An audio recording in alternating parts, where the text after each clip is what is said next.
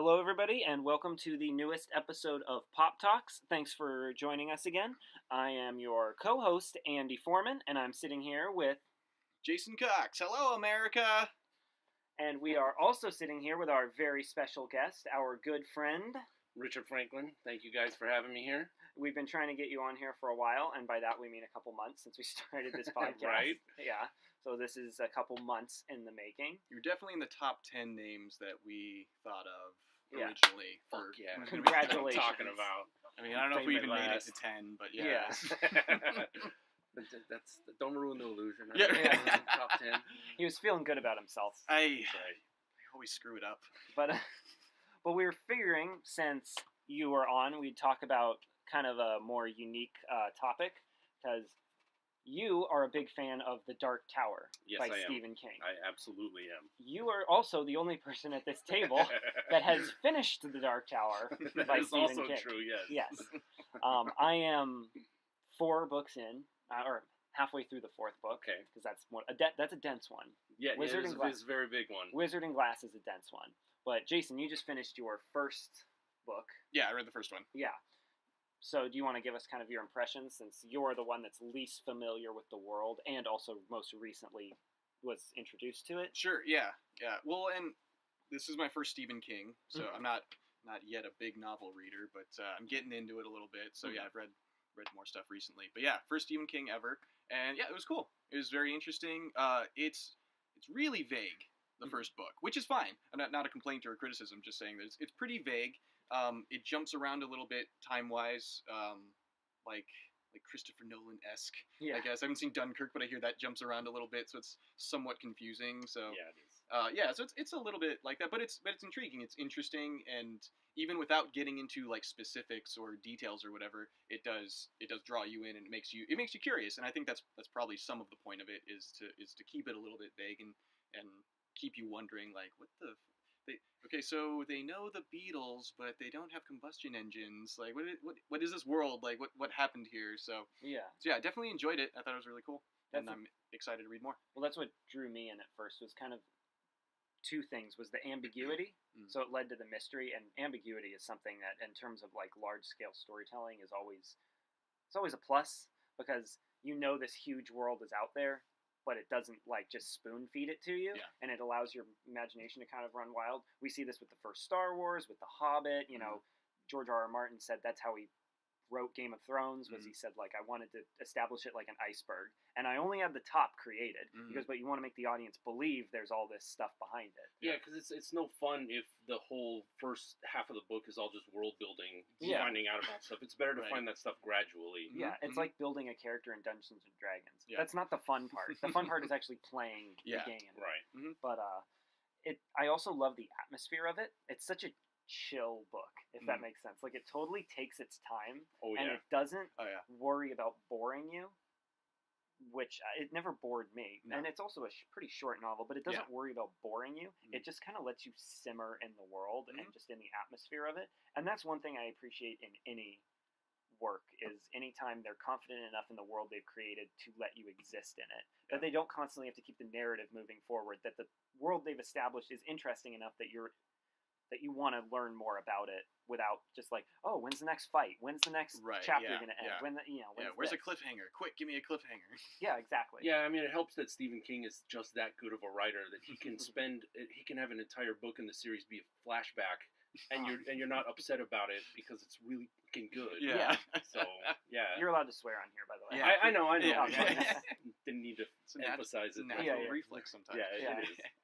But that was the thing that really interested me at first, and obviously Roland is like an awesome character. badass, Yeah, yeah. he's like the coolest character. But I love how it starts off and you think it's kind of this Lord of the Rings-ish type thing, where you're like, okay, this is just an alternate universe, which it is an alternate universe. Yeah, But then it's like, it just smash cuts to Jake in our world, and you're like, what Yeah, in the wait, hell? what? Yeah, yeah, it's just, it throws you for a loop, but then you get right back in. You're Yeah. like, all right, I'm in. Mm-hmm. You're like, this is awesome. Yeah, I really like the way he did that. That was very effective, and it was like you said, it's like whoa, Yeah. at first, but it works, and he makes it work. Yeah, and there's so much stuff that they don't like explain. Like there's the part where he spoilers for the Dark Tower, by the way, Oh yeah. for all of this. The series that's been finished for many years. Yeah, that you could just easily Wikipedia probably did when the movie came out. Yeah, I'm so pretty it's sure all the screenwriter did it as well before he wrote it. If so. they even did that. We'll We'll get to that. Though. We'll Yeah, get there. We'll get there. But one thing I like is that it kind of, they don't explain anything. So when at the end, when the man in black talks to Roland, and then Roland falls asleep, and he wakes up, and it's 10 years later, and he just sees the bones. They don't have to explain it. Yeah. Like there's no, you just roll with it. Right. Because the world building they've established up till then, you kind of just roll with it in your mind. If that had been like the first part of the book, you would have been like, "What the hell? Why sleep for 10 Yeah, years?" what's this Rumpelstiltskin bullshit? Yeah, but Or Rip Van Winkle. Yeah, I always do Rip- that. Rumpelstiltskin. I didn't even think Stephen about it. King is a literary Rumpelstiltskin, just spinning straw into gold. That's what I meant. But yeah, because you've kind of established the world up until then, you just roll with anything, and that's going to come up. I know you haven't read any of the next books. You're only one in, but that's something that you would agree kind of just happens all the time. Oh, where yeah. they'll just throw shit in there, and then he'll not explain. He won't explain it. Yeah, no, absolutely. He does it constantly, but like I said, he's good enough that it just works. You can roll with it, and it's fine. Mhm. You don't sit there and ask questions about how or why. It flows.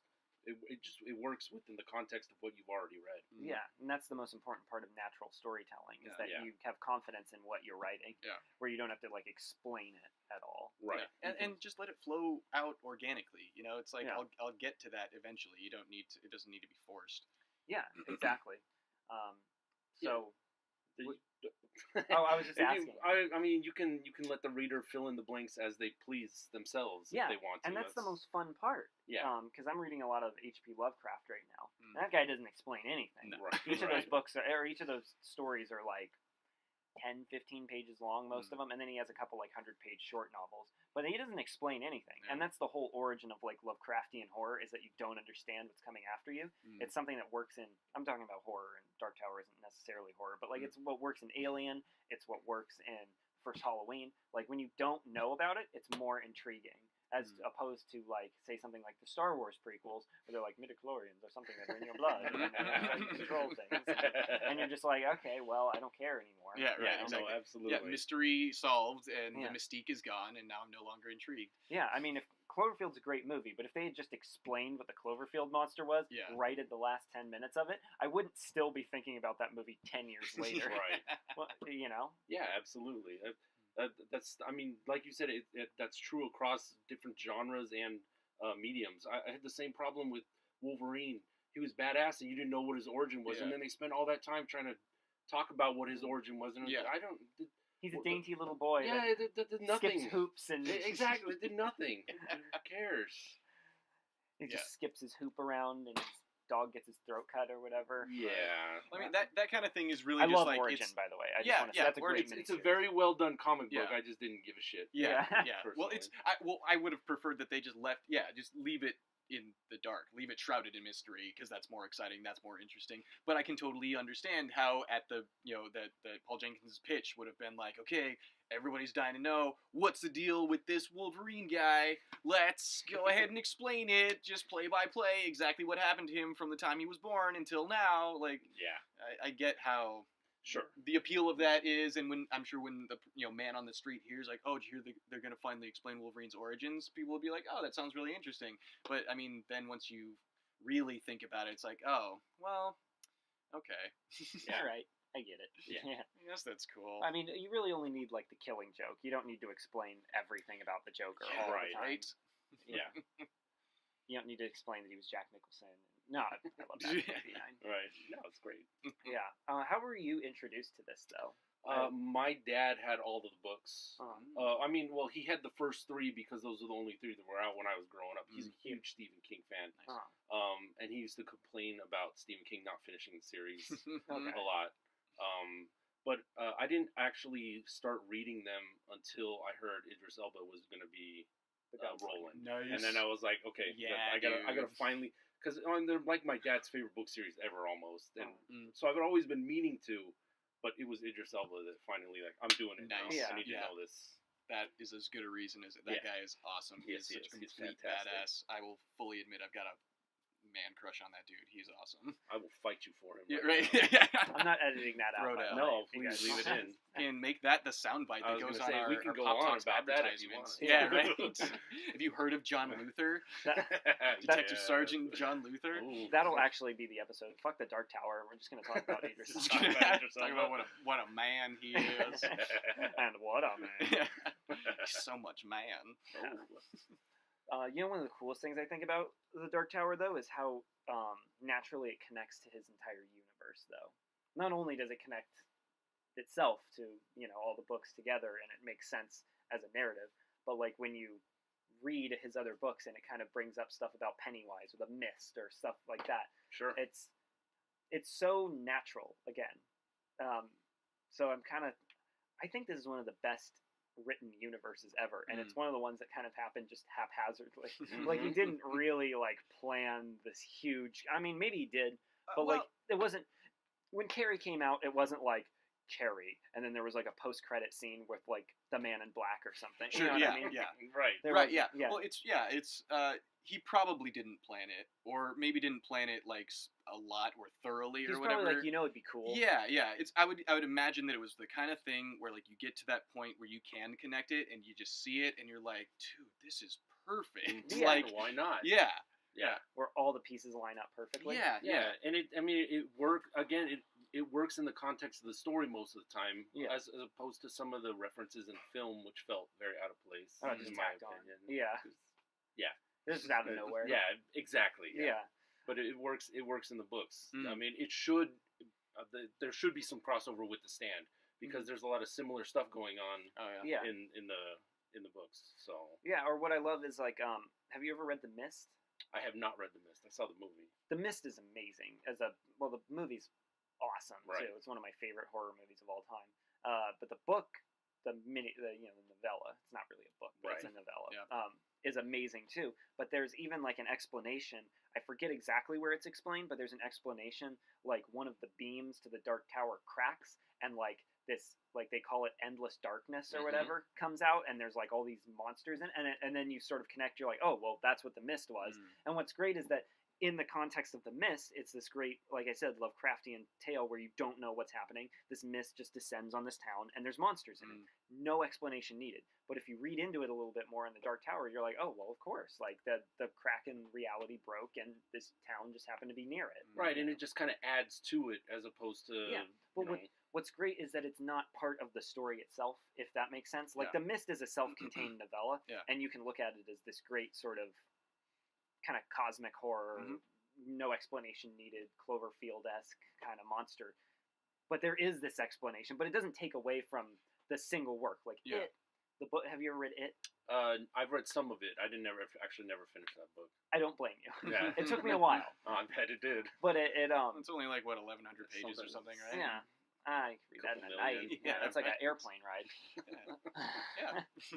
I might just end up watching Airplane. You know, I can't fault you for either of those things. They're both good decisions. Yeah.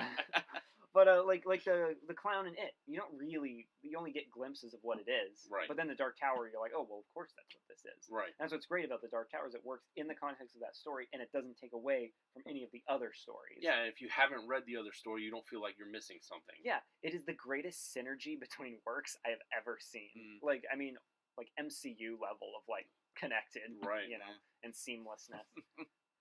For all the MCU, like at least their continuity is structured. Yeah, they've got good continuity, but I mean, it's not like that probably was less organic, probably more. It was clearly more structured because as they're making each movie, they're like, oh, let's see if we can connect these up. Right. But whereas this seems a lot more organic. But it probably also helps that Stephen King seems to have something of a variety of things that he's writing about. Like he's not always writing about the same thing. He's not just building one universe. It's not all He's ghosts. Yeah, he's just writing a bunch of different stuff, and it at least from a creative perspective, it kind of makes sense for one dude who's made all these different things, these seemingly disparate stories, to like have.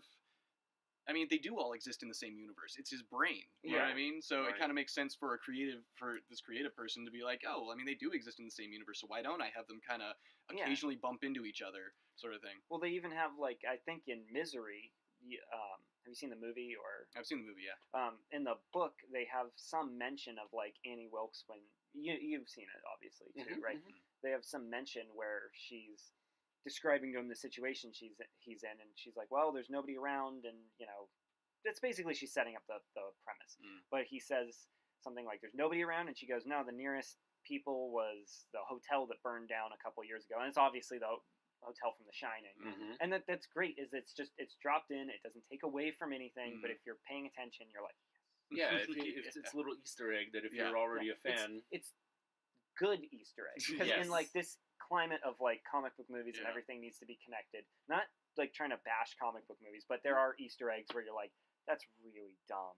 Well, yeah, it's contrived. Yeah, yes, it's very absolutely. It's very contrived. Like The Amazing Spider-Man 2 is like a perfect example where they're like, okay, well, Doc Ock's tentacles and the Vulture's wings and the Venom symbiote and the Rhino suit are all in the basement of Oscorp, and that's how you're getting it. Yeah, you know what I mean? None of it is necessary. Yeah, but it is necessary for their end game, which is to hope that people want to see another movie from the same franchise. And I gotta be honest, like, there's something that happens when you see like a movie connected to another movie, however like minute in your brain, it just, and I'm not trying to bash the concept of a shared universe, because it's a good idea.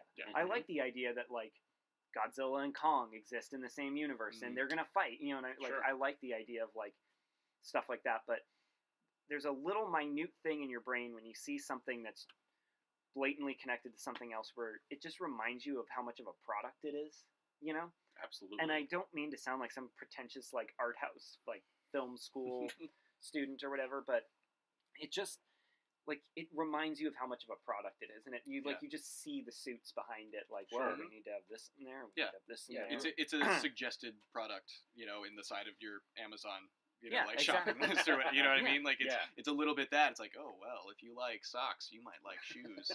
The great thing about Stephen King is that it's genuine, though. Yeah. There was no editor standing over his shoulder going like, maybe you should connect the stand to the Dark Tower. You know what I mean? Yeah, you can tell it feels much more organic than that. Yeah, and when it comes from a place of like organic, like love and care, it feels much more genuine, and the product as a whole sort of comes across as more genuine to the reader. Or I was going to make the example of like Tarantino's universe. I was thinking of that too. It's all connected, but he doesn't have to say it's connected. They all smoke the same brand of cigarettes too. Yeah, exactly. That's all you need. Red Apple cigarettes, man. But at the same time, it doesn't take away from Pulp Fiction. Right. Like when they drop in like, oh, my great-great-grandfather was once trapped in a cabin and it was just like this. You know what I mean? They don't have to say that. Right. Like, we get it. You know what I mean? And then there's one single frame of like the movie poster for Hateful Eight. Buy it now. Yeah, it's just subliminal. They don't even mention it. Well, Tarantino does shoot on 70 millimeters, so he probably could just like splice that Put it into in there. the film. That's what I'm saying. But did you guys ever see the Maverick with Mel Gibson? When it came Completely out, off topic. No, I've never seen Okay, it. yeah. There's a part in it where he goes to the bank and he's like trying to pull a fast one on like the bank teller or something, or the guy that owns the bank or is running it, the bank manager. And this guy comes in to rob it, and he's got a bandana over his face. And then when the guy comes in, Mel Gibson playing Maverick, he like keeps looking at him, and he's like, "What are you looking at, dude?" And he's like pointing his gun at him and stuff. And he gets up close and he pulls down the bandana that's covering his face, and it's Danny Glover. And like this was right when Lethal Weapon was a really hot thing going on right then, and it was just this minor thing that they like. He seems to recognize him, but they don't make a specific reference to it. He doesn't say, "You look familiar. Have I met you before?" Yeah. He just do that really quick, but I don't know. That's have we been partners in the police force before? Right, exactly. Didn't you used to have an Australian accent? Yeah.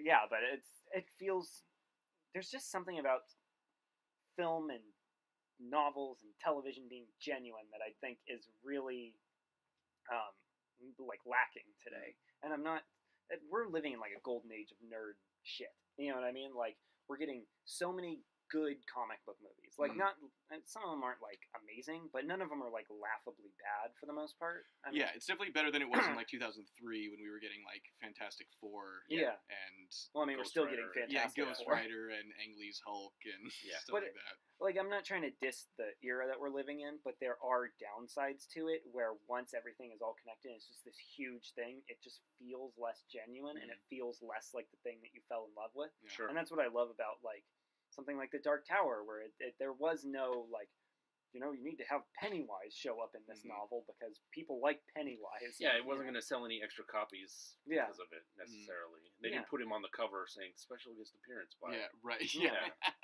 There's a clown in this one. Right. So that's like when people were, because and I guess we can use this to transition to the Dark Tower movie. But like when they were talking about it coming out like a month after the Dark Tower movie, they're like, maybe they'll be connected. And I'm like, maybe they shouldn't be. Like maybe there's no fucking reason for them to be connected. maybe the Dark Tower movie is fucking horrible. Yeah. I mean, fortunately for everyone who's a fan of either property, they aren't connected because one of them would have bogged down the other one, and we wouldn't have sequels of either probably. Yeah. But like they were like, oh, maybe the Dark Tower will be connected to it, and I'm like, well, maybe you don't know the source material. You don't know that like. They even if they were connected, they'd never cross over ever. You know what I mean? Andrew, they read the Wikipedia article. They know plenty about the source material. They read the Wikipedia article and then they pitched this movie. Well, they had an assistant read the Wikipedia article and summarize it for them. Yeah, 2 pages or less. Yeah, they briefly covered it for them. Yeah, 2 pages with pictures. Can we have the main character drink a Coke out of nowhere? Okay. So since we're talking about the Dark Tower movie, can we just go around and just say what we each thought about it, like briefly? I'll just say disappointing. Yeah, the first time I saw it, I would say disappointing. Now that I've watched it twice, I think I fucking hate it. So, Richard Franklin, stamp of approval. Yeah, right? Watch it once and you'll just be disappointed. That's right. Well, that's how you really feel. That is it. Yeah. So what did you think? Well, I mean, I'm not nearly as invested as you guys are, so like I'm not yet a huge Stephen King fan. I've only read one of these books so far, so I've really just scraped the surface of any like full-on fandom of Stephen King or the Dark Tower franchise or anything. But yeah, it was definitely my feeling on it was coming out of it. I was like, okay, that movie would have been a perfectly decent, dumb movie I would not pay money to see if 1, they didn't call it the Dark Tower. Or 2, really, just if they wouldn't have called it that. If they would have, like, changed a few things here or there and just made it its own thing that's not at all connected to, a beloved movie or a beloved book series, like, that it could have been a totally fine movie with, like, a psychic kid and parallel Earths or whatever. That's, it's not itself bad. It's something grandparents would take their kids to in August. When right. It's like, are you spending the weekend with us? Yeah, it's like, it's just it adds insult to the injury. Of it being a bad movie? Yeah. Is that it's connected to right, something yeah, because it's not a good movie. It's a pretty bad movie. But it's worse. It's a worse movie because it's connected to something that is like, great. as I was watching it and seething, I was like, if I hadn't read the books, this wouldn't be bothering me. It would be fun. It would be, okay, I'll watch Idris Elba shoot people. I'm fine. That's fine. Yeah. But since I have read the books, I was seething. Yeah, you get, like, added disappointment. Like, back when I was still watching The Walking Dead show, I was really upset at how shitty a character Andrea was. Because in the books, she's a badass. Yeah, everybody. I mean, all of them become badass if they don't start out badass. Right. Like, everybody in the comics is way cooler than anyone on the show. Because on the show, everybody's a bunch of whiny bitches. Especially Andrea. I was so glad when she died. And I would not be but I loved her in the comics. She was one of the better characters, I think. She stood out as being really cool. So it's a similar thing where it's like, if it were something else, it'd be more okay, but it's not. Right. It's called the Dark Tower. Right. Well, what's so disappointing is that it.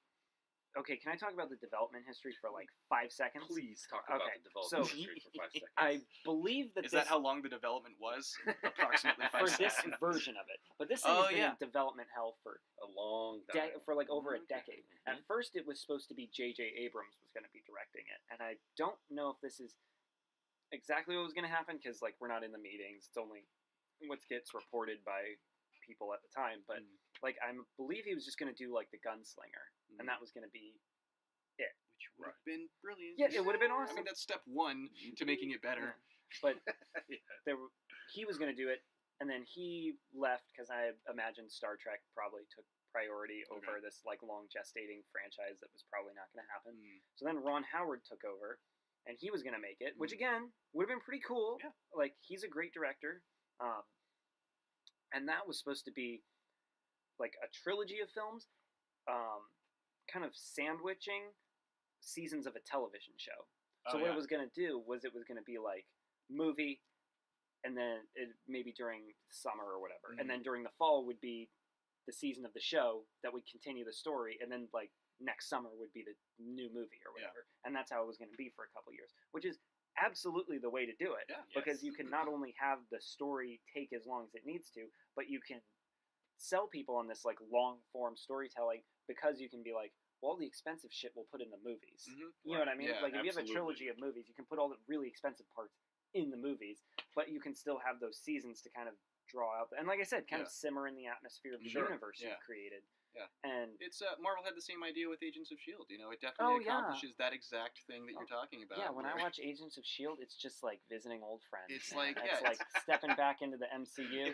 It's exactly the same quality as the films. Yeah, it's a fluffer for the movies. It just keeps you aroused and ready to dive into that next movie. Yeah, at any point.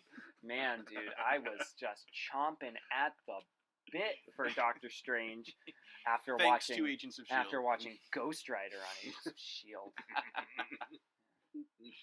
And I guess that was the purpose of the Inhumans too. Is to get you so excited for Thor Ragnarok. It because did that. Cosmic. Oh my God! Here's a little taste of what the cosmic universe is going to be like. Just the tip. I mean, the moon is the beginning of the cosmic universe, right? Like, it's not on Earth, It's just but it's the barely in first stop, space. though. Yeah. It's inner space. It's That's- not quite outer space. Look, you still couldn't live on it. No. So it counts as space. Yeah, right, exactly. Yeah. Just so you know, the ocean is space to me as well. You consider the ocean outer space. Yeah, certain high heights are just space too. Yeah, like the right. You Himalayas. get high enough on a mountaintop, and Yeah. that's also space. It all counts as space. Inside of a volcano is space to Yeah. me. It's all the same. Inside of a thresher or a wood chipper is space. Yeah, inside of a prison. Oh. Just any place you couldn't survive. Yeah. Or at least not survive for long. Yeah. Right. Yeah. But then it kind of moves on, and that just went nowhere. And then they announced that I can't pronounce his name. That one guy. Nikolai Arcel, I'm pretty sure is how you That pronounce sounds it. right. But I had never heard of anything he had done. But that's kind of how a lot of these blockbusters go now. They get these like indie directors to kind of come on and Sure. give them a big budget. So I was like, okay, sounds fine to me. And then they said like, oh, it's going to be an amalgamation of the novels. And I'm like, actually, that doesn't sound that bad because there's so much to fit in. And I'm Sure. like, because the way they described it that actually won me over, which shouldn't have won me over, but it did, was they said the first Avengers movie is not an adaptation of like the first 3 issues of the Avengers. They say they pull things from Avengers history and they create. And I'm like, you know, that makes sense for something so expansive that you would just pull what you think. You know, like a Batman movie. You don't adapt to like Detective Comics. Yeah, when you've got over 70 years of content, you don't just say, okay, we're just doing these 3 issues, and then that's perfect. It's going to be a direct translation from the page to the screen. Yeah, that doesn't work. Yeah, so I was fine with that. And then it came out that it was going to be like PG-13, and I was like, oh no. And then I found out it was like 90 minutes, and I was like, oh no. And then I went into the theater, and I was like, oh no. Just from the opening frame of this thing, you know it's wrong, because there's just all these children like in a camp or something, and they're like sucking the souls out of them to like try and shoot a big laser at a dark tower, and I'm just like, what is this? Like, where did this come from? It's so unbelievably misguided. Yeah, just again watching it the second time, and those kids are writing the number 19 around the place, which 19 is a big number in the long form of the story. There's no fucking reason that those kids should be writing. It has nothing to do with the story. It's their version of an Easter egg, that they don't understand because all they read was the Wikipedia summary or whatever. Yeah, because somebody's friend read The Gunslinger, and they were like, so let's do Easter eggs. The fans, those bitches, they love Easter eggs. Not understanding that the point of an Easter egg hunt, you don't want to walk outside and see the eggs in front of you on the ground. There's an egg the size of a basketball right in front of you. You trip over it. Yeah, a big egg in the size of a fucking sign that says Pennywise the Clown on it. Exactly. Which, by the way, it doesn't make sense in the universe of Stephen King, because it's like, why the fuck is there a Pennywise circus? Like, he doesn't own a circus. Yes, why is it an amusement park? What the fuck? He's not Captain Spaulding from The Devil's Rejects, where he has this whole like ride around his persona and stuff, and he kills you on the ride. He's literally, it's a demon that takes the form of a clown, or like a demonic alien that takes the form of a clown because it scares kids and it also lures them. Like, that's the point. He doesn't have a whole fucking carnival behind him. You know what I mean? When he says to Georgie, "Can you smell the circus?" There's no circus in the sewer. He's not being literal. Yes. Jesus. It's not being figurative. Yeah. It's a figurative circus. I don't. Yeah, it's literally something he uses to lure kids, and so the fact that they're like, Pennywise circus, like, I'm supposed to lose my mind over like a Pennywise. Also, I really don't want to see the gunslinger meet Pennywise the clown. Like, that's not like where I'm going. You know what I mean? With like, that's not what I'm super excited about because that, first off, that'd be cheesy as fuck, and second off, they're just go and they high five. We both got paid. Yeah. But it's misguided from the beginning, and it's just that I feel bad. Okay, I feel bad for people that read it and watched this, but I also feel bad for people that didn't read it and watch it because they think they're going to watch. They think The Dark Tower is the most simplistic story ever told. Because Stephen King, like, I love him, but he has a reputation for just kind of writing to write. Like, his stories are very long, and there is shit you could cut out of them. Absolutely. Once you get to the end, you appreciate why it's in there. Right. But while you're reading it, you're like, why am I reading this part? Sure. I love his books. I'm just saying, like, he is a little long-winded. There's no question about that. Yeah. He's long-winded sometimes. So, like, he already has that kind of persona to people that don't read his books. Yeah. So people that haven't read The Dark Tower are like, well, I guess it must just be the dumbest concept ever, just stretched out to 8 novels because he thought it was fun. You know what I mean? Because he likes cashing checks. Yeah, you know what I mean? When it's not that, because Jake is terrible in this movie because they try and turn him into like this kind of like Peter Parker, like Marty McFly type, like, oh, Doc. He's not Anakin Skywalker. Yeah.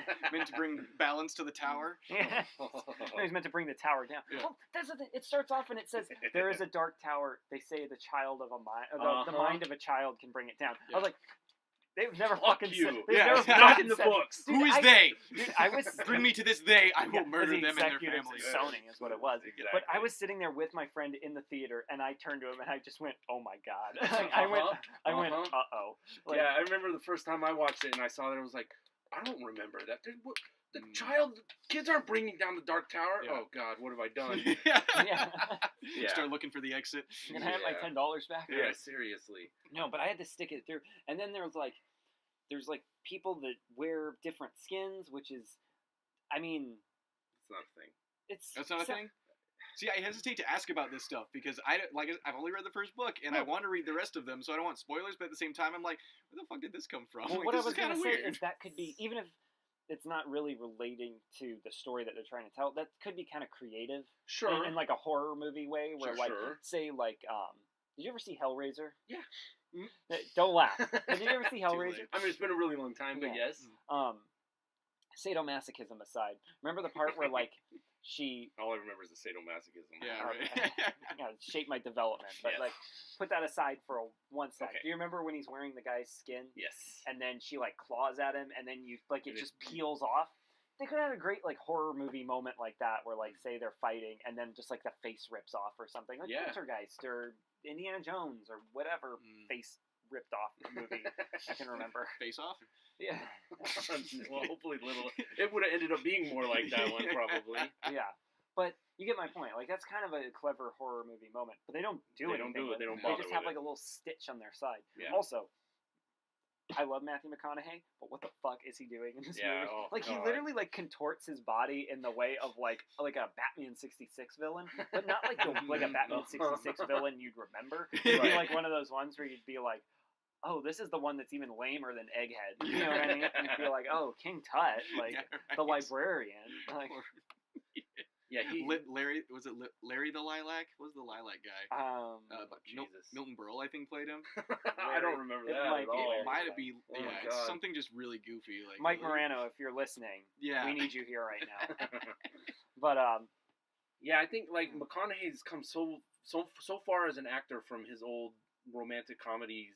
He's done so many good movies lately, and then he just takes like 5 steps backwards with his portrayal of the Man in Black in this movie. Yeah, I couldn't stand it. Well, the thing that always got to me was like, the way he contorts his body, he's like a cheesy old like Disney villain or something. Like he's like, he's a mustache twirler. Yeah, right. Like I he'll wonder how walk many in- times he asked for a cape.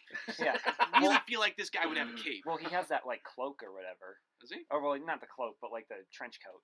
And he's like, Yeah. it's like, hello, I am back. He just flares it out. Yeah, but then he Behind like him. he's like the gunslinger. He is my mortal enemy and stuff like that. And they just set up this like lame ass like dollar store version of Batman and the Joker. You know what I mean? Or absolutely. like this dollar store Obi-Wan and Darth Vader's kind of. I guess that's a better analogy because they haven't seen each other for a while. But Sure, yeah. it's basically Obi-Wan and Darth Vader, Yeah. but like They've got a history, but it was a long time ago. horribly Right. written. Yeah. I love the stop breathing.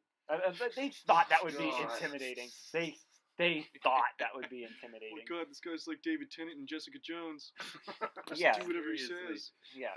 Oh, I feel like the most of the problems with this movie can be laid at the feet of the screenwriter Akiva Goldsman. Oh, yeah. I don't know if you know who this guy is, but Yeah, he I was looked the him up. screenwriter for both of Joel Schumacher's Batman. Yes, Yeah. he was. I Am Legend too. And I Am Legend, Yeah. which wasn't but he also produced the fucking Losers movie, which was an Oh. awesome comic book Yeah. that had a great cast and was boring as Yeah, fuck. yeah. And he also did produced the Jonah Hex movie. Oh, okay. Oh. And he produced the Constantine movie, which was another one that I Huh. probably wouldn't have minded so much if Yeah. I wasn't familiar with the source material. Mm. But since I was, I hate that fucking movie. Oh, really? I yeah. actually kind of Jason and I like have it, this It's, week. yeah. it's I We don't. talked about I this won't sometimes. begrudge you that, Yeah. but it just. I think before Grated on before me. I saw the movie, I read probably like the first 20 issues, so Mhm. Jamie Delano's run. So I felt that the one thing that I wouldn't like pick it apart for, I feel like it did bring some of the world and some of like that version of like magic and mysticism. Sure. I think it was able to bring a lot of that into the movie, not perfectly, but yeah, obviously all of the aesthetics are wrong with that movie. So yeah, there's definitely huge problems, but not problems that I was gonna like hate that movie for. It's like, also sure. it's 2005. right, Yeah, you know, exactly. Yeah, yeah. it's back in that other era we were just talking about Sure. when the comic book movies. I call them the betas. Yeah. Like these are the movies that had to come out and had to suck because Yeah. they couldn't be as good as they are now. Like because no one was going to take them that seriously yet. Sure. So these movies kinda did had- pave the way. Yeah, right. Yes. Exactly. The fodder. They laid Right. down on the wire. That's right. They let people crawl across. Totally. Yes. They laid down yes. on the wire and they let Christopher Nolan and Joss Whedon Yeah. crawl across them. Yeah. Well, this guy didn't he also write the screenplay for A Beautiful Mind? Yeah, and he Yes, won he an did. award for that. Oh, Yes, yeah. he did. Yeah. Yes, he did. And I remember that being a pretty decent movie. Yeah. I'm surprised they So- didn't put that in the fucking trailer for The Dark Tower from the Academy Right, Award-winning yeah. writer of all, Mhm. you know. Well, that's the other thing too, is because I looked it up a little bit to see who worked on it. IMDb credits 4 producers, including that guy, Mhm. as having written or Let had me a see hand it. in the screenplay. It's 3 or 4 different I have dudes. the box with me. I think it was 4 dudes, and then they, of course, as usual, they credit Stephen King for adaptation Sure. of his work or whatever. And yeah, none of these guys have done anything notable except for this guy who's done a bunch of stuff that's mostly garbage. Right. So it's like it's written by producers, it's directed by a writer. Mhm. Like most of the people producing this movie had no business making a movie. Absolutely. Well, also, they just wanted some epic fantasy series that they could adapt. Like, they basically wanted, like, the fucking Maze Runner or something out Sure, of this. Because yeah, they're like, yeah. well, we could, Mhm. something we could make on the cheap. Yeah. Which is not what the Dark Tower is. Right. It's not something you can make on the cheap and just sell to young adults because Yeah. it has a. I mean, they tried to sell Idris Elba as an action hero on the back. He's a great action hero. What's your favorite thing about this? He's a great action hero. I'm just saying Yeah. he doesn't work in this because the movie doesn't work. Yeah. Right. But literally on the back of the box, I'm holding it right now. It says, "It delivers Idris Elba as an action hero." Yeah. Yes, that's what it the says. Only That's the the only best fucking compliment. quote they And what could come up with. what entertainment trade Forbes. magazine put that out? Oh, yeah. Forbes. I read that for the movie Yeah, reviews. yeah, known for its entertainment reviews Yeah. being Did very in depth and I'd like to see the context this was in. Despite the fact that it delivers Idris Elba as an action Yeah, hero, right. it lost over $60 million Right. for the studio. yeah.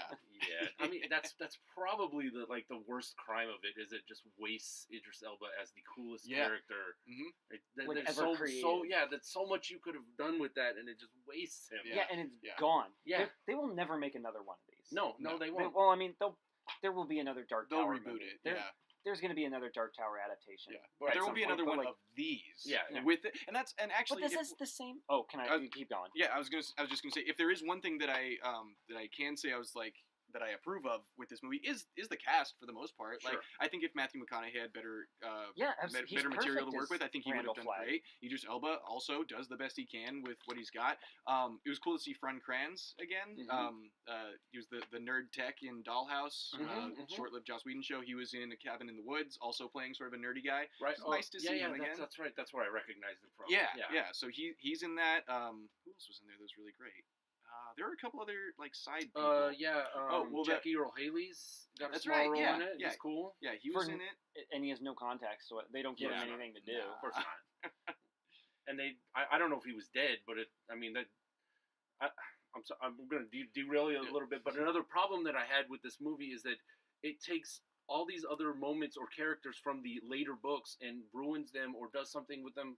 Like they save the tower in the first movie. How are you going to build a series around him trying to find the trying to find the fucking tower when it's already been saved? Yeah. What are they going to do? They don't even know what the Dark Tower is in this movie. They don't explain it. They're exactly. like, oh, it's what are they going to do?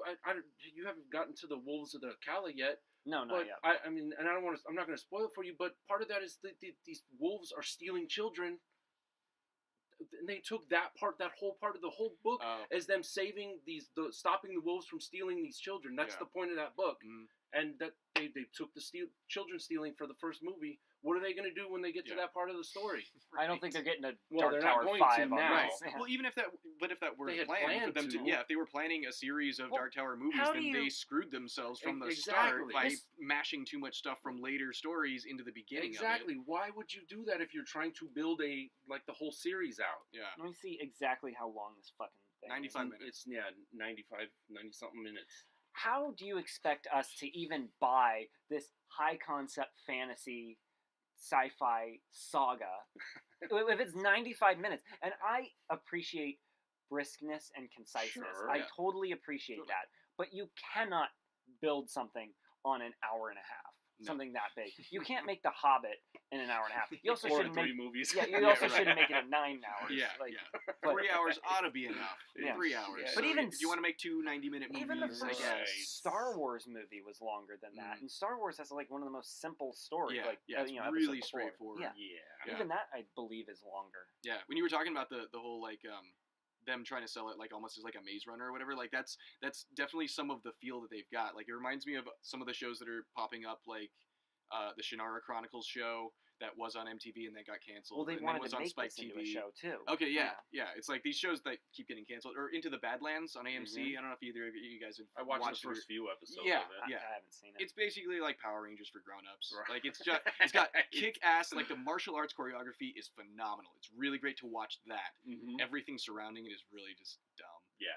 But the world that they built is totally just like both of them make use of this like post-apocalyptic world where like one, it's like, oh, there was some kind of nuclear holocaust or something like that, and it awakened magic, so now we have gnomes and elves running around. And then into the Badlands, it's like, okay, we've kind of reverted back to like an almost like feudal system or whatever, where like we've got guns, we've got combustion engines, but we don't have like the internet Right. or like readily available electricity or whatever. Yeah. So it kind of so it limits the like technological advancement or whatever, but it's still supposed to be in this like post-apocalyptic future or whatever. Right. So yeah, the Dark Tower, it seems like they were trying to make it maybe fit into that or They whatever. tried to sell it to kids as like an action movie, but then they also tried to be like Stephen King's groundbreaking novels, like trying to be like, oh, the greatest sci-fi high concept. This suffers from the same problem as another movie from last year, Alien Covenant, where it tries to pretend like it's smart, but the thing is like I never do that.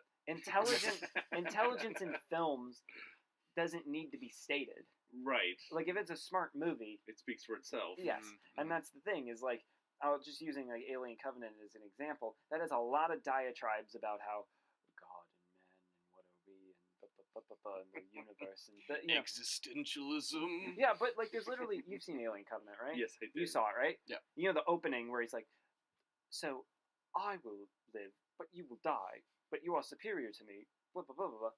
There's so many better, more subtle ways you could have handled that besides having like a fucking senior year like literature, you know what I mean? Yes. Like creative writing club student trying to write that, you know what I mean? Yeah. It's not even a valedictorian speech. Yeah, no. Yeah. That's the goth kids. Yeah. That's, Poetry. that's what's written in the back of their notebooks. Or something. Yeah. Yeah. But That's what Alien Covenant is basically what you get in trouble for writing in school. Yes. When you're in high school. Yeah. That's basically what you get in trouble for. What is this drivel? Yeah. Cut that out. Write your history paper. And why can't you be smarter like your classmate Neil Blomkamp? Which, by the way, we need to get his fucking Alien movie already. God. Now that Disney is buying Fox, I don't know where the rights go to all this shit, but can I just say, if there's a Disney and Fox executive listening to this right now, just put Neil Blomkamp on an Alien movie.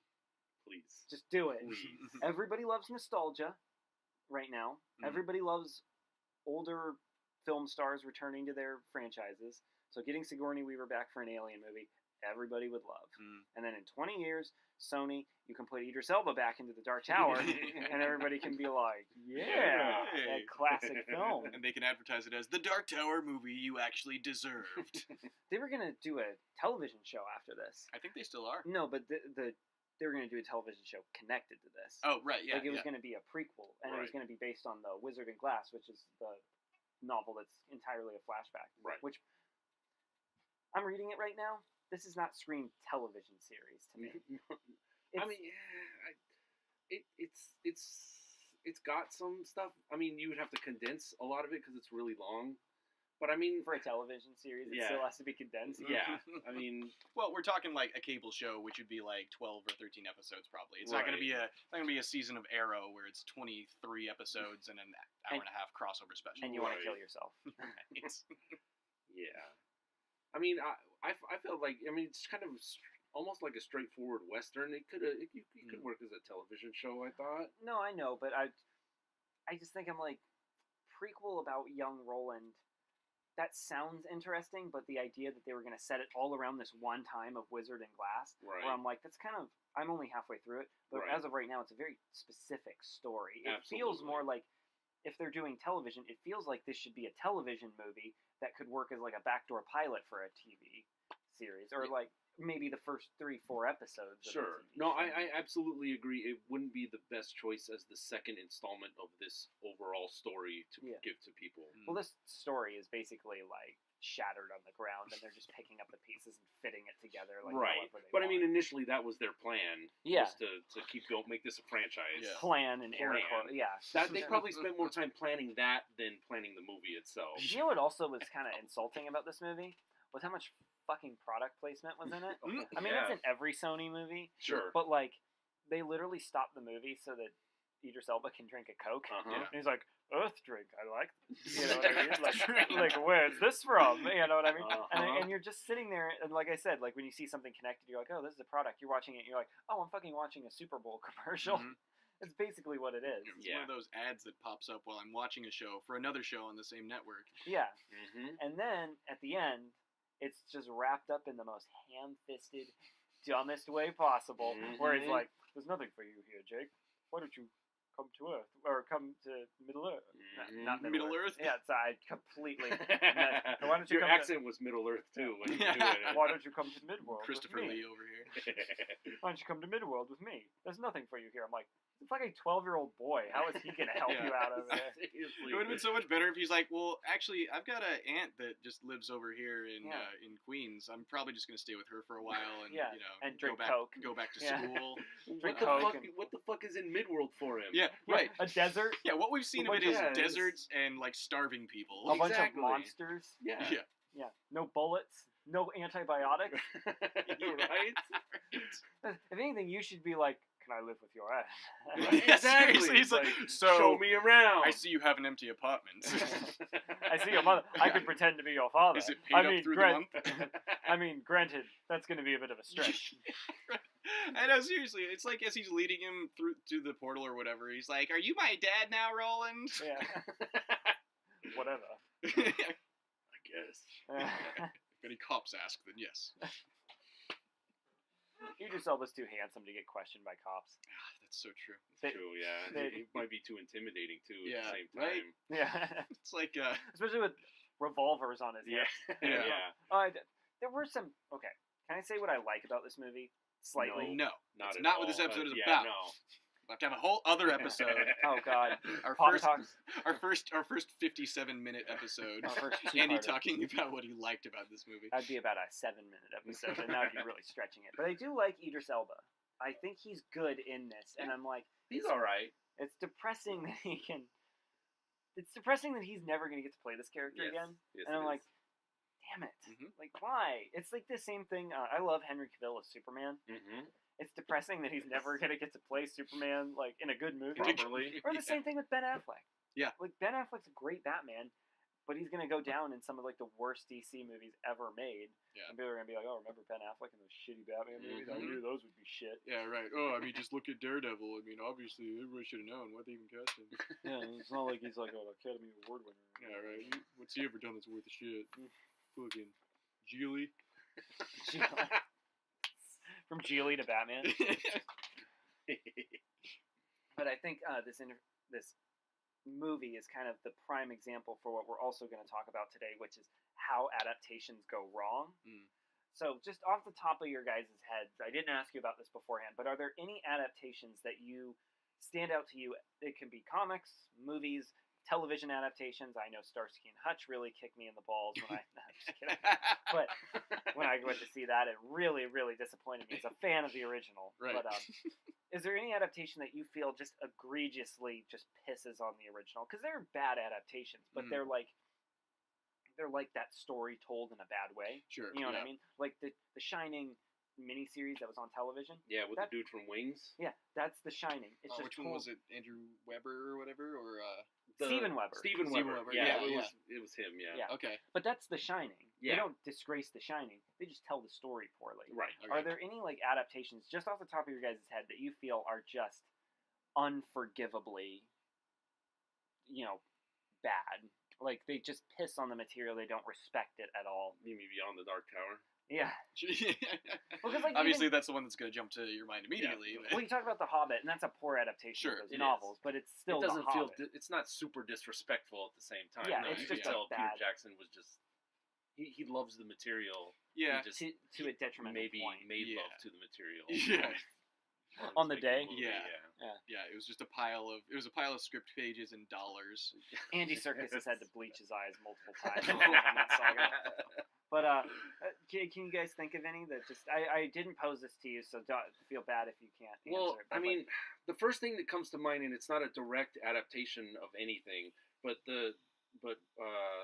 probably the one that stands out the most is the most disappointing film experience of my life, and this is gonna make me sound like a super nerd, is Spider-Man 3. Ooh. Really? Which, I was so excited about that movie, and Bring it, Richard. I was so mad when I left. You should just ask my wife about it, because she was there. We were Okay. dating at the time when we went and saw that movie, and she still makes fun of me because I was so emotionally distraught about it. First time she saw you punch a wall. It was kind of like that, yeah. I've never seen you this way, Richard. I get emotional about some shit, man. No, I do too. Yeah. I don't hate the Spider-Man 3, That's fine. but I You think don't it's have just to. because my love of the Sam Raimi Spider-Man just bleeds Yeah, over. you've got a Sure. love for Sam Raimi, you've got a love for Spider-Man. I It's love bound Tobey together, Maguire as Spider-Man. and it's Yes. wrapped up in nostalgia for you. Yeah. So I perfectly admit that I like that movie a lot more than I should. It's not a good movie. Right. I wouldn't even say it's like a horrible movie either. I would it's say just, that though. It's a I it's would a absolutely stand by that misguided statement. movie. is I what don't would say. blame Sam Raimi for that, because I No, read that yeah. it's the studios forced him to put Venom in it Yeah, and stuff yeah. like And that. I've heard the argument though that people say like, well, it's Sam Raimi's fault because the studio wanted Venom and they forced him to put Venom in there.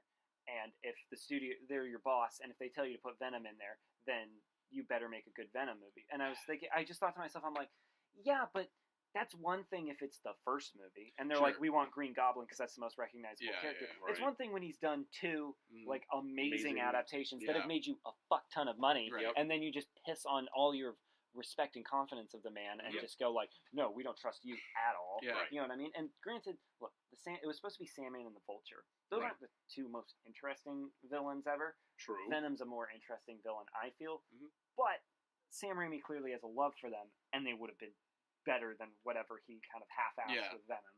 Yeah, if It's that's kinda- what Sam Raimi wants to do, then fucking let Sam Raimi do it. Yeah, he made right. 2 great movies. Yeah, you know that what made I a mean? bajillion dollars. Yeah, Mhm. and basically started the comic book genre. Yeah. You know what I mean? Just to play devil's advocate, though, like to be on the side of the people that blame Sam Raimi, it's like, why didn't he walk? Because I mean, they were probably so far into it already that he was like, "Well, I don't want to let this go. I put all this time and effort into this movie already." But if he had creative integrity, Well, he then did he wouldn't for, let them sully he- his name. He did for Spider-Man 4. He couldn't. He said he Oh, yeah. read every draft of the script and he hated every single one, and he was Okay. like, "I'm not doing this anymore." Yeah. So I mean, he does have creative integrity. After getting that last big check, because Yeah, Sammy needs a boat. yeah. But is there one that you felt just completely disappointed and pissed on? One jumps to mind, but it's such a bad movie that I don't really remember much about it, other than it was just not at all like the book. There was a movie that was not very big. It was I think it was called The Seeker: Darkness Rising. I remember seeing the trailers. For Yeah. that. I don't remember anybody else that was in it besides Gregory Smith, who he was in Everwood. He was the kid in the Small Soldiers movie. Okay. He was like the main kid. I don't remember what his name was, but yeah, he was the one that like he ends up hooking up with Kirsten Dunst at the end of it and that sort of thing. Spider-Man relation right there. Yeah, there you go. Yeah, connecting it back to Sam Raimi's Spider-Man. Yeah. The brilliance of Sam Raimi. But yeah, I'll talk about that all yeah, night if you want me. yeah, that one. All I remember is that like I read the book, like I heard the movie was coming out, and a friend of mine really enjoyed the book and lent it to me. So I read it, and it was pretty good. It's it's children's fiction or whatever, so it's not like overly Sure. sophisticated or anything, but it was decent. It was a good book. And then I saw the movie, and I was like, this is not at all what I remember the book being about. And I just read it, so I don't think I missed anything. This is just off, and it just didn't have anything from the book that was good. It just had a bunch of other like liberties taken with it.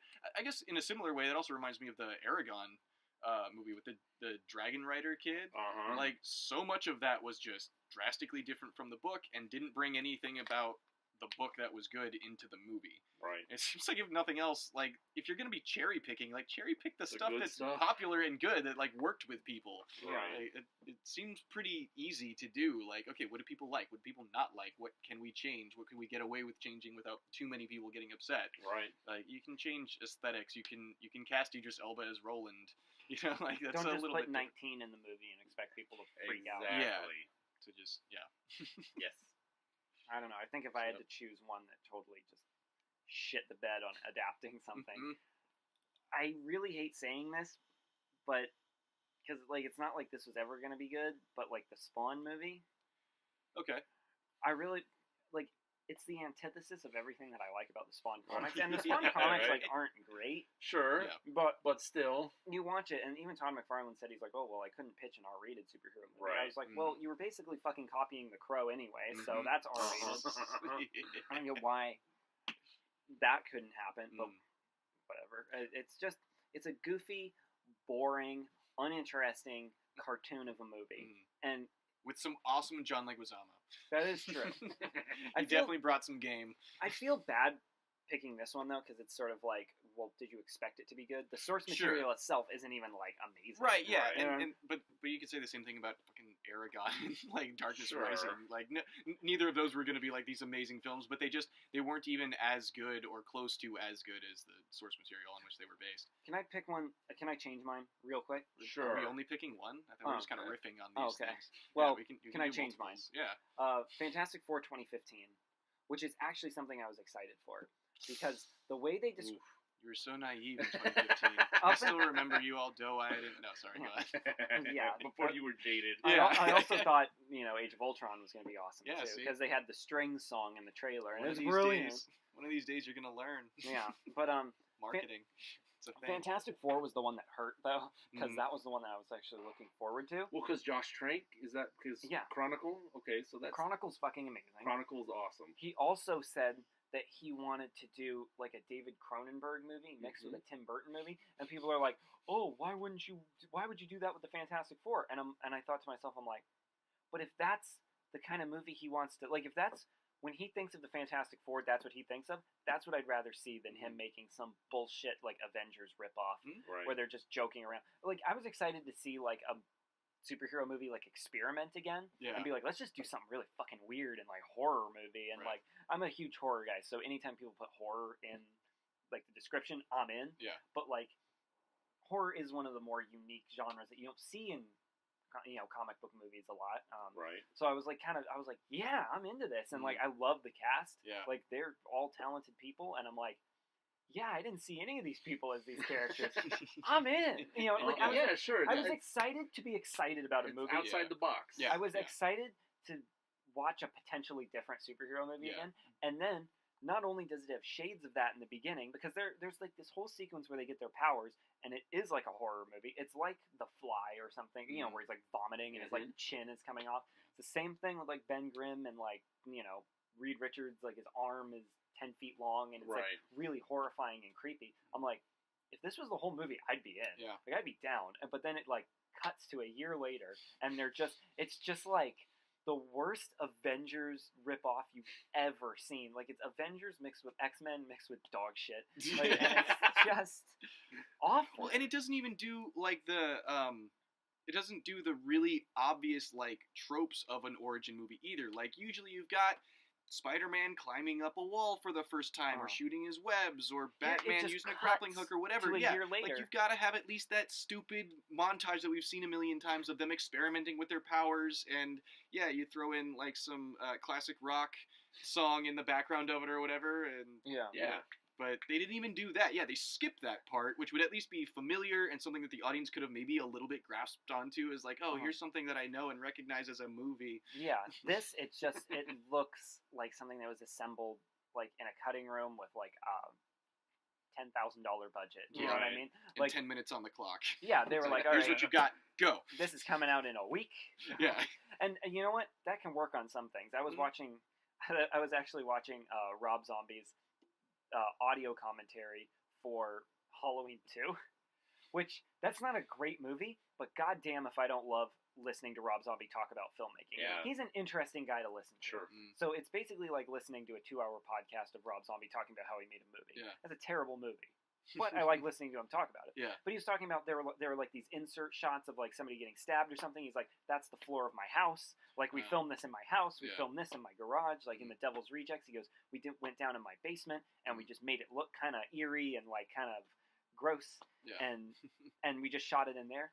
It works for that type of movie. Sure. Right. Yeah, of course. When you need to overlay hundreds of $1,000s worth of VFX over something, you can't just shoot it in the Fox backlot and just and then deliver it, and then a week later be like, all right. Yeah, right. Yeah, you can't just be like, in this scene, we just shot it in my bathroom because I've got a green shower curtain. So yeah, I feel like the days of that kind of filmmaking are leaving us very rapidly in terms of like, I shot this in my, because like even Alien 3, there's a scene where she's looking for the alien by herself, and she's like, that's not a great movie either, but it's not a terrible It's not movie. as bad as the reputation it's got. But she's looking for the alien, and she's like talking to it, but she can't find it, so she's kind of like getting stuff off her chest. Right. And she's like, and it's like this like emotional moment. I guess like the studio said like, no, you can't film this or whatever. So basically David Fincher like stole a camera. Not stole, but because like he's the director. He borrowed a camera. He took a camera, he took Sigourney Weaver, and they went to like one of the sets that like wasn't being used at the time, and they just filmed it. Like, just the two of them. I feel like the days of that are like long gone in terms of like superhero filmmaking. Well, as far as superhero filmmaking goes, yeah, they're definitely gone if they were ever here, because there's way too much money tied up in these things. It's true. I mean, the reason that so many, I would say, just my impressions of Warner Brothers Studios as a whole. Fox made. Well, no, I'm talking about Warner Brothers specifically though, like with the DC movies that have come out so far. I mean, talking about the DCEU. That's not a term I recognize, so strictly out of refusing to recognize DCSU, DC shit universe. I think the problem is that my observation of Warner Brothers, not necessarily with everything, because I don't pay that close attention to them, but with a lot of stuff, it seems like they are they're They're micromanaging. They're pussies, I guess is the way Yeah. they want to put it. I was trying to find a different, maybe more creative way of describing it, but they're huge wusses. They are not willing to, because even back in like 2008 or 9, when I first heard that they wanted to do a Justice League movie, they said, yeah, we want to make a Justice League movie, and then based on the popularity of each individual character, based on audience responses to these characters, then we'll decide, who gets their own movie franchise. And obviously, Marvel, like, they had the balls to go ahead and be like, we're going to make it an Iron Man movie. And we don't know if it's going to be a hit or not, but we're going to make the best Iron Man we can. We're going to leave it open to connect with another movie, and we're going to keep making them. And if we're lucky, we'll be able to make an Avengers movie where they all cross over. If we're not lucky, at least we tried. Yeah. But Warner Brothers is not willing to do that. I don't know what it is that's holding them back. They want it to be safe, but the problem is Yeah. being safe never gets you anywhere. Yeah, it's how you get mediocre products. How you Yeah. get mediocre, movies and TV shows and all that stuff. Like, yeah, safe is not. It's not exciting or sexy, doesn't- and that's what everybody's looking for. It doesn't, and especially in a entertainment climate where everything is safe. Sure. You know what I mean? Mhm. Like the Marvel movies are all safe at this point. Yeah, absolutely. I'm not saying they don't take chances or they aren't good movies, but they're all fucking safe. Yeah. Because the moment you put that Marvel logo on it, people go see it. It's the same thing with Star Wars. Yeah. Those are all safe movies. Mm-hmm. So when you get this kind of idealized, glossy franchise, Yeah. what DC should be doing, and I know they were like, oh, we should make dark movies. That's Sure. not it. But what DC should be doing is like bringing it right back and doing like weirder, more like experimental movies. And I don't mean experimental like art house or anything. Yeah. But they were like going to do it. They're going to do a Joker origin movie Yeah. with Martin Scorsese. Right. Going to be set in the 80s, R-rated. It's going to be a gangster movie. Do that because you know why? You know how many fucking superhero gangster movies we see? Not a lot. Exactly. You know what I mean? Yeah. Like yeah. not a lot. The New Mutants. It's going to be a horror Yes, movie. yeah. You know how many horror movies we see? Yeah. You know, not Logan, a western. Yep. You know. Yep, yeah, and all of those are the prime examples of movies, even to a certain extent, while it is still among, like, the safe ones, Ant-Man being sort of a heist, and Ant-Man and Wasp is going to be a rom-com. Yeah, like, the thing that's going to keep superhero movies alive and viable as I don't know if it's a genre or what, but as what it is by exploring these other aspects of films. Like, Yeah. you have to make something different, because we've seen the ragtag group of misfits banding together to defeat the arch-villain at the end of the movie. Like, we've seen it. We've seen it a bajillion That's called times. Star Wars. Yeah, it's Came out in really- 1977. Yeah, it's entirely obvious. It's not innovative or new or different or exciting. We've seen it. Mhm. Show us something new and different. So Yeah. yeah, making a horror movie, making a western, all this stuff is what they need Making to a explore. crime thriller. Yeah. Hell, do a fucking I mean, Deadpool is a comedy. Yeah. But like even like Spider-Man: Homecoming is. I mean that was a pretty safe movie. Mhm. But even that there was like a John Hughes-ish vibe, and I'm Yeah. like, okay, just make a teenage comedy like that. Right. That works. That's Yeah. fine with me. I don't need to see another Spider-Man teenage comedy movie. Right. Like I hope they go somewhere different in the sequel. Yeah. But the point is, you know, it's something a little different. Dude, the fucking Venom movie that's coming out, Yeah. it might be shit. There's a good chance that it might be shit. Yeah. But the fact that they're like, well, it's going to be inspired by John Carpenter movies, it's going to be R-rated, or it's going to be a lot darker, and I'm not excited because it's R-rated, Yeah. but that goes to show that there's more creative control on the part of the director. Well, yeah, and all the movie studios have hard-ons for R-rated movies now. Well, 'cause, Yeah. Like, Logan did finally, it. Logan did Deadpool, Yeah. Yeah. Can we talk about the fucking Dark Tower? Why that should have been R-rated?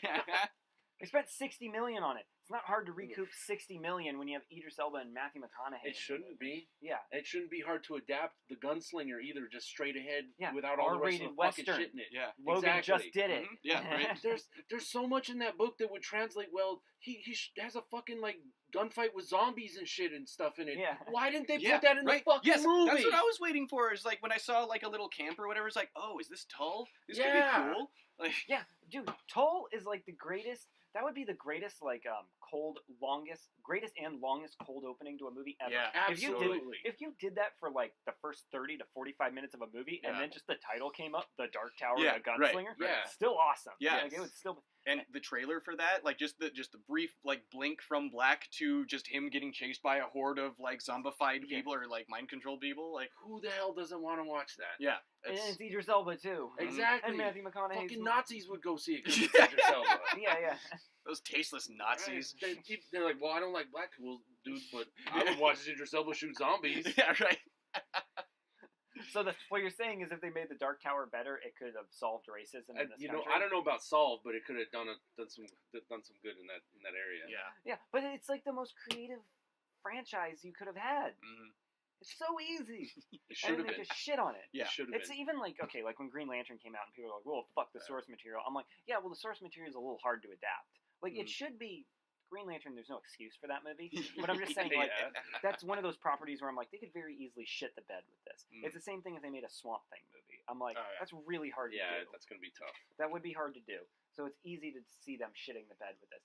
However, Dark Tower is like, just translate it, just like even word for word. Might be a little long-winded and a little boring in parts, but on film, but yeah, it would be awesome. It wouldn't be that difficult to adapt properly. Yeah, if you really wanted it would be confusing to adapt the story properly, sure. but any fucking person could do that. If we had just spent the last hour talking about how we would adapt it instead of complaining about how others adapted it, we would have come up with a solid plan for maybe a trilogy or 5-part film series or whatever. Like we would have come up fought racism at the same time. Yeah, exactly. It made the world a better place. Yes, exactly. Well, I mean, the world is a better place without this Dark Tower adaptation. I think I can agree with that. I want to go to a different dimension where it didn't happen. Yeah, I want to go find to that the alternate dimension timeline. where Ron Howard's Dark Tower happened. Exactly. Or that dude, I'd be in. Half mid-world. Whatever it's called. Mid-world? Yeah. Quarter world? Quarter world? 25% world. Some stuff's different. No, everything's the same except for that. Except Ron Howard directed the Dark Tower. Yeah. But then the next world from that is just like a desolate wasteland. That's the only in between. Yeah, is Ron Howard directing a different movie.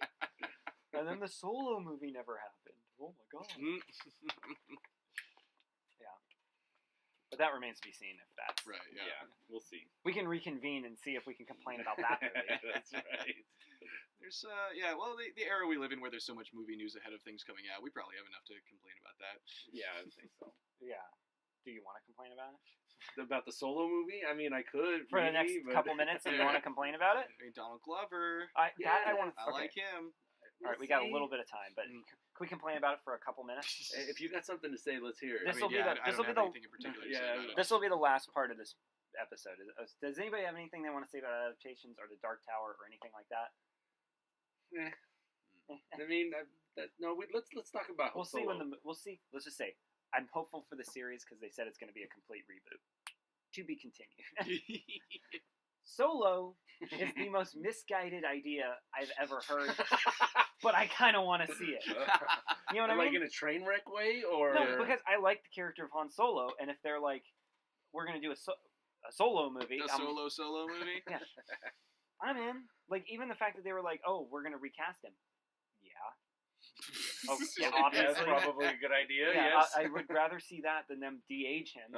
Oof. You know what I mean? Down to 1977 Harrison Ford. Yeah, Jeff Bridges in Tron Legacy style. Yeah. The only problem I have with this movie, first off, Donald Glover as Lando alone is what I want to see. Yeah, yes, absolutely. Absolutely. It's the one selling point that I can latch onto. Yes. But the problem is it seems like they went for it because they thought it would be the safe bet when it's actually the most uncertain bet they could have, because you're taking the favorite character in this like greatest saga of films in film history. Like Star Wars are the most cutthroat fans in fandom. Yes. You know what I mean? Yes. They freak out over everything. Yeah. You know, and you're They're taking freak out over what you just said. Yeah, exactly. Yeah. You're gonna get at least one bomb threat tonight. Yeah. And Don't check Han your Twitter. Solo is like everyone's favorite character from that saga. So the fact that they're going to recast him is automatically going to set the internet ablaze. And I think what they thought they were going to get was like, of course people are going to like this. People love Han Solo. You know what I mean? Yeah. Like, people love this. And then scared the shit out of them when people didn't like it. So now they're like, well, let's make the safest movie we possibly can. So I'm like, it's like this weird winding road of like, we're going to do something safe, and it's this most experimental thing we could have done. Well, not experimental, but it's like the most uncertain thing we could have done. So we're going to make it even safer. Yeah. You know what I mean? They just keep swinging back. The needle keeps going back and forth. Yeah, like Phil Lord and Chris Miller, I was interested. And Ron Howard's a great director. I don't envy him for this movie because no matter how it turns out, people are going to be like, "Ooh, fuck Ron Howard," because you know what I mean? Because they're going to be like, first, if it's good, people are going to be like, "Oh, well, it could have been better because he took it away from Phil." You know, Phil Lord. Yes. And if it's bad, they're going to be like, "Well, they reshot 90% of it, so it's probably this rushed crap." And Ron Howard, you know, no matter where he goes, people are not going to like it. Yeah. But like Phil Lord and Chris Miller are like these kind of. Ron Howard's a good filmmaker, but like they're these younger guys who kind of have this kind of more distinct style, and I'm like, do that. Mhm. I'm into that. You know what I Mhm. mean? Get Yeah. James Mangold to do the Kenobi movie. I mean, I guess it's a little on the nose because of Logan, but like, Oh yeah. you get my point. Get the Coen brothers to do a Logan or to do a Kenobi movie. No Country for Old Men is awesome. Sure. Yeah. Yeah, it is. But you get my point though. Like, it's just they're trying to course correct too much, and this is Yes. going to be the like most embarrassing. Well, and that's another thing that often leads to like big issues with creative endeavors is too many cooks in the kitchen. Like Mhm.